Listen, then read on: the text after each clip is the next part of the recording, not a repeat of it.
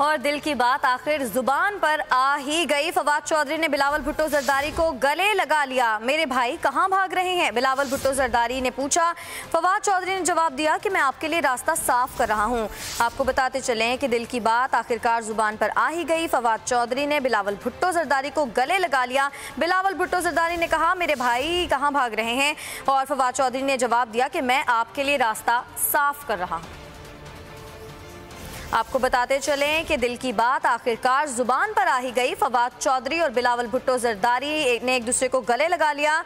मेरे भाई कहां भाग रहे हैं, बिलावल भुट्टो जरदारी की जानिब से ये कहा गया, जबकि फवाद चौधरी ने जवाब दिया कि मैं आपके लिए रास्ता साफ कर रहा हूं। आप वीडियो भी देख सकते हैं, फुटेज में देखा जा सकता है। फवाद चौधरी ने बिलावल भुट्टो जरदारी को गले लगा लिया। बिलावल भुट्टो जरदारी ने कहा, मेरे भाई कहां भाग रहे हैं। फवाद चौधरी ने जवाब दिया कि मैं आपके लिए रास्ता साफ कर रहा हूं।